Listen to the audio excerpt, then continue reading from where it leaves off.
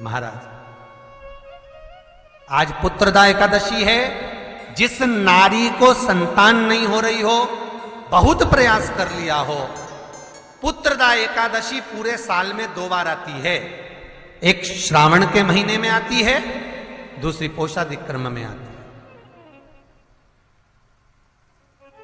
श्रावण के महीने की जो पुत्रदा एकादशी होती है, ये संतान की वृद्धि करने वाली होती है। शंकर जी के मंदिर में जाकर, भगवान शिव के मंदिर में पूजन करके घी का 1 कटोरी में घी और 1 कटोरी में खीर शंकर के सामने रख देते हैं।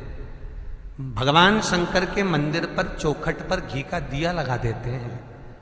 शंकर जी की चढ़ी हुई 1 बेलपत्र साथ में रखें और 1 बेलपत्र को उठाकर शंकर जी के मंदिर की चौखट पे ही बैठकर चबा चबा कर खा लेते हैं।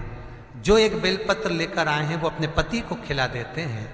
कहते हैं पुत्रदा एकादशी के दिन ये कर लेने पर संतान की प्राप्ति हो जाती है, पुत्र की प्राप्ति हो जाती है। ये वो एकादशी है। बाबा जी, केदारखंड में ये कथा चल रही है, आपने वर्णन किया था। यह कथा केदारखंड के अंदर हो रही है, काशी के केदार गौरी जी का मंदिर है। विश्वनाथ जी की इस परिधि में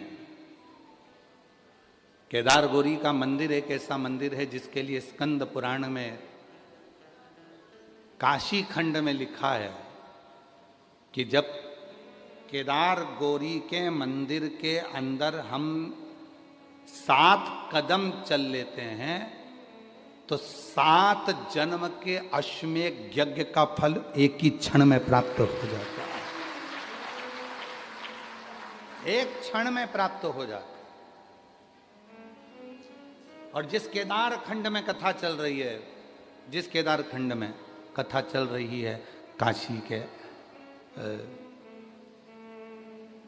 विश्वनाथ जी की कृपा से केदार गौरी के उस केदार खंड में जो कथा चल रही है, उसके लिए कहा गया कि व्यक्ति के जीवन के जो संचित पाप होते हैं, संचित पाप, कितना सुंदर वृत्तांत है। एक राहगीर काशी आया,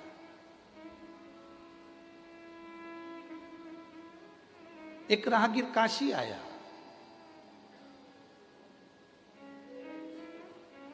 पूरी काशी में भ्रमण किया।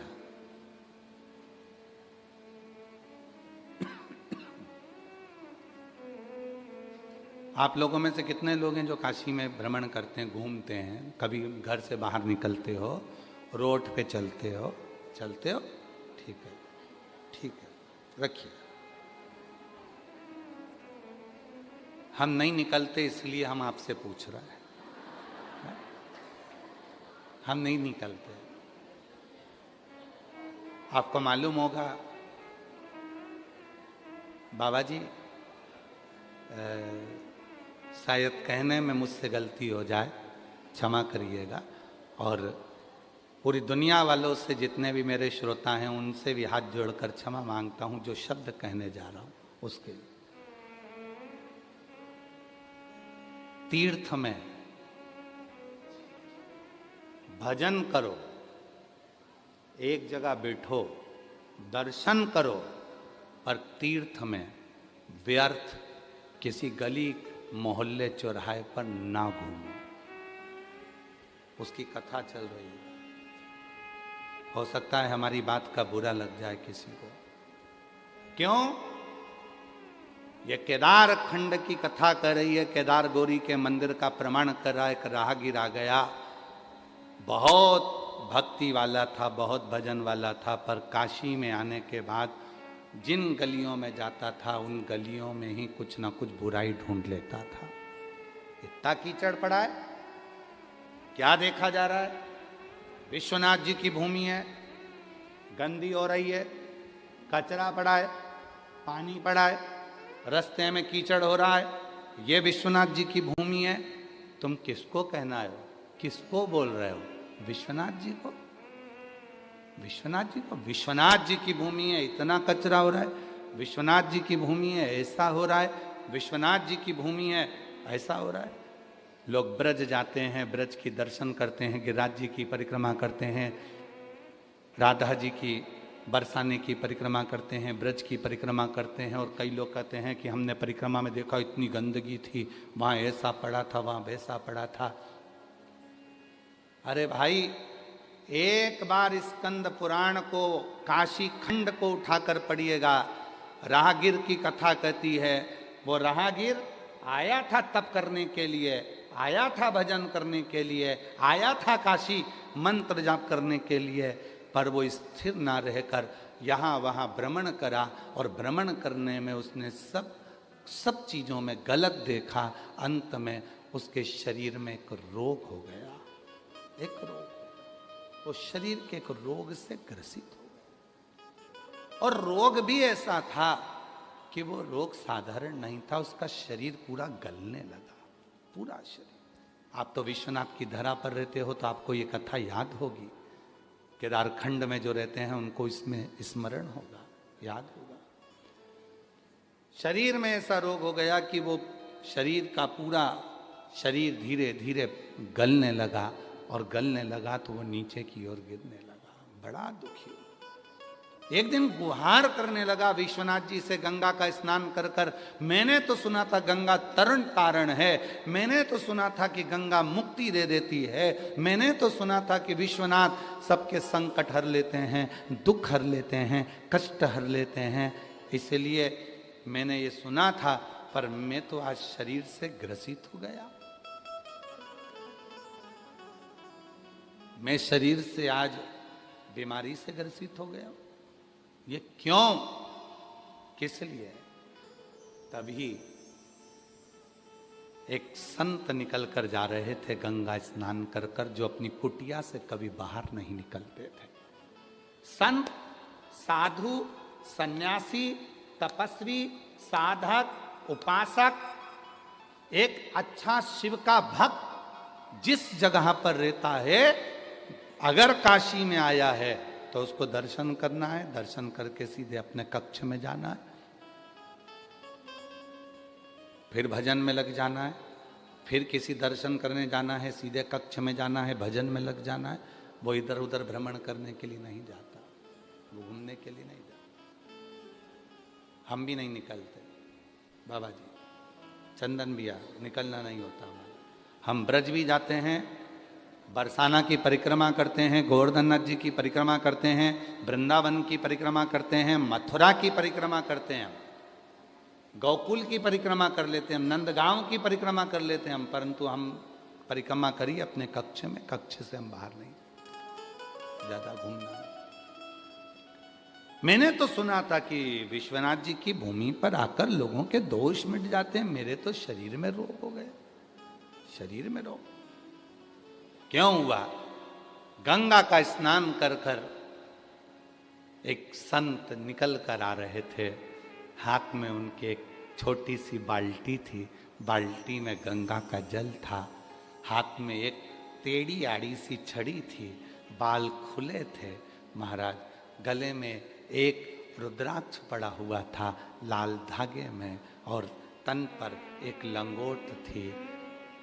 उसने, राहगीर ने रोक लिया महाराज को, तुम रोज गंगा नहाते हो? संत ने कहा नहीं। तुम रोज गंगा नहीं नहाते? नहीं। परंतु मैं तो 15 दिन से देख रहा हूं कि तुम रोज गंगा नहाने के लिए आते हो और गंगा नहा के जाते हो, और तुम झूठ बोल रहे हो काशी में रहकर। कहा मैं गंगा नहीं नहाता, मैं तो मां की गोद में निवेदन करने के लिए आता हूं, मैं गंगा नहीं नहाता। नहाना किसको कहते हैं आपको मालूम है? स्नान में और नहाने में अंतर है बहुत बड़ा, जमीन और आसमान का अंतर है। नहाना कहते हैं पानी को अपने ऊपर डाल लेना, साबुन लगा लेना, सर्फ लगा लेना, उपटन लगा लेना, शैम्पू लगा लेना, इसको नहाना कहते हैं।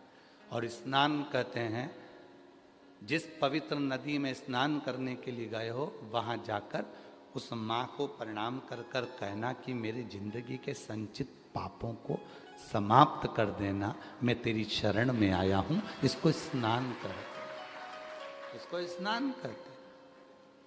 आप रोज नहाते हो? नहीं, मैं 15 दिन से देख रहा हूं आप रोज निकल कर जाते हो। बाल्टी रहती है, डंडा रहता है, गले में रुद्राक्ष रहता है, लंगोट बंदी रहती है, बालों में से पानी टपकता रहता है, बालों में से पानी टपक रहा है आपके, और झूठ बोल रहे। क्या बात क्या है? बोलो। मैं आया था, मैं राहगीर हूं, दूर देश से आया हूं, और यहाँ बाबा विश्वनाथ जी की धरा पर तप करने, साधना करने, व्रत करने, यहाँ मैं नियम धारण करने आया था यहाँ, परंतु मेरे शरीर में रोग हो गया है।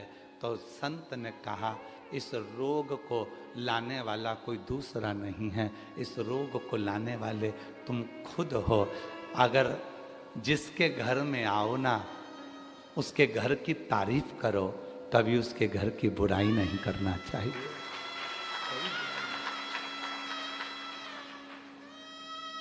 जो काशी में रहकर अगर काशी की बुराई करें, जो अवंतिकापुरी में रहकर अवंतिकापुरी की बुराई करें, जो सीहोर नगरी में रहकर बाबा कुबरेश्वर की भूमि पर रहकर ही सीहोर की बुराई करें, जो सोमनाथ में रहकर सोमनाथ की बुराई करें, जो ब्रज में रहकर ब्रज की बुराई करें, जो अयोध्या में रहकर अयोध्या की बुराई करें, समझ लेना उनके बराबर संसार में कोई नरक भोगने वाला नहीं होगा, उनके जैसा कोई पापी नहीं होगा। आप अच्छाई देखो ना, अच्छाई देखो।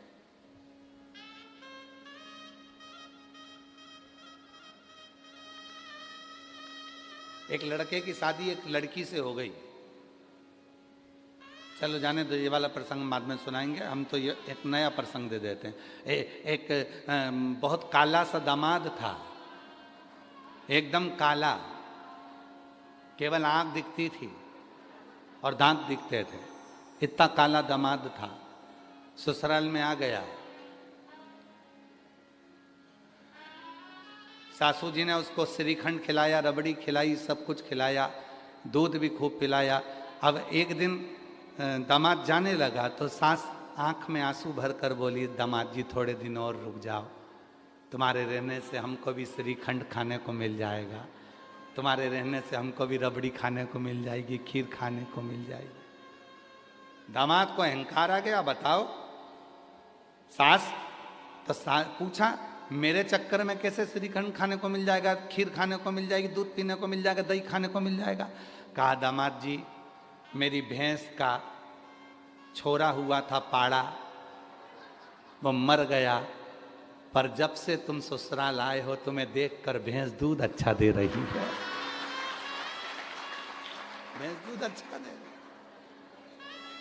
मतलब सास का दामाद कितना भी काला था, पर उसने उसमें भी तो गुण देखा ना, अब गुण तो नहीं देखा। अब दूसरे वाले प्रसंग पे जाओ। एक पति की पत्नी बड़ी काली थी, बहुत काली, बहुत काली, पूरा स्वरूप उसका श्याम था, काली थी। वो हमेशा अपनी पत्नी को यमुना कहकर पुकारता था, यमुना, यमुना कहता था। एक दिन बहुत दुखी हुआ तो किसी ज्योतिष आचार्य के पास पहुंचा और ज्योतिष आचार्य से कहा कि मैं तकलीफ में हूं। तो उसने कह दिया कि तुम्हें 7.5 चल रहा है। 7.5? हाँ, 7.5 शनि लगा है।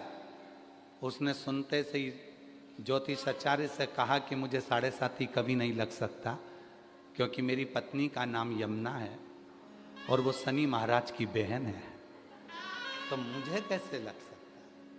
वो शनि महाराज की बहन है, उसका भी वर्ण काला है, श्याम है, मैं उसको यमुना कहकर पुकारता हूं।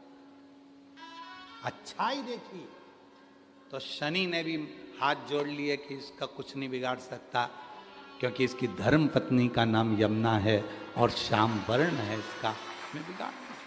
लोग कहते हैं कि कोई काला है तो उसको काला कहा जाए। अरे भाई जरा स्मरण तो करो, राहु केतु शनि मंगल 4 ग्रह ऐसे होते हैं जो क्रूर ग्रह हैं। उन क्रूर ग्रह ने भी हाथ जोड़े हैं।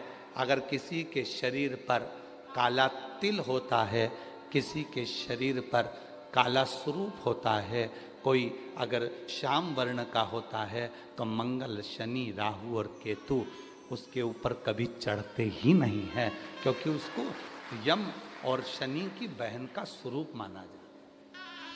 आज भी नियम है, स्त्री के उल्टे हाथ में अगर काला तिल है तो वो श्रेष्ठ माना जाता है।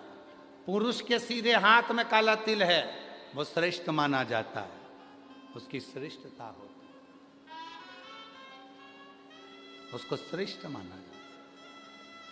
अब तुम सब अपने अपने हाथ देखने में लग गए। तुम वाराणसी वाले कम थोड़ी ना हो, पक्के ही हो तुम भी। है बोल बम का नारा है। तो यहाँ हमें बुरा नहीं देखना, हमें तो अच्छा देखना है। सर्व सब में अच्छा देखिए, सब में श्रेष्ठ देखिए। तो वो जो राहगीर था, उस राहगीर को संत जो निकल कर जा रहे थे, उन संत ने कहा, भाई ये अगर बीमारी लगी है, रोग लगा है, तो इसके हकदार तुम खुद हो, कोई दूसरा नहीं। इसके हकदार तुम खुद हो, कोई दूसरा नहीं। कोई दूसरा इसका हकदार नहीं है।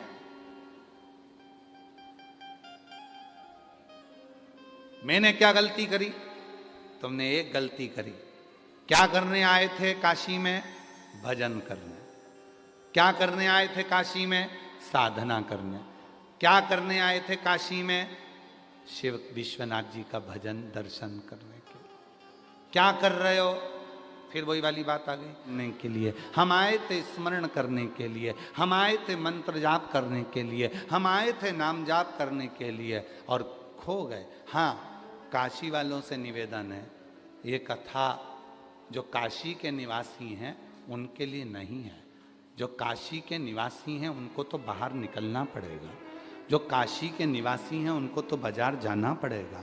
जो काशी के निवासी हैं उनको तो अपना कर्म करना पड़ेगा। जो काशी के निवासी हैं उनको तो काशी में जाकर काम करना पड़ेगा।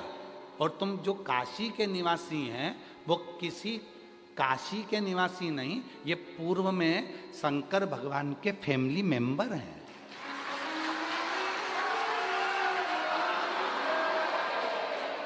ये शिव के फैमिली मेंबर हैं, वरना तुम और काशी में रह लो, मुश्किल है, फालतू की बात। आप सब शिव जी के रिश्तेदार हो, पुराने जितने काशी के निवासी बैठे हुए हैं सब देवाधिदेव महादेव के रिश्तेदार हैं, सब जितने भी हैं। और उसमें कोई भेद नहीं है, कोई कहे कि हम ब्राह्मण, हम क्षत्रिय, हम वैश्य, हम शूद्र, ना ना ना ना, सब जितने काशी के वासी हैं, काशी में रहने वाला, झाड़ू लगाने वाला, काशी में ड्यूटी करने वाला, काशी में पुलिस प्रशासन में रहकर सर्विस करने वाला, नौकरी करने वाला।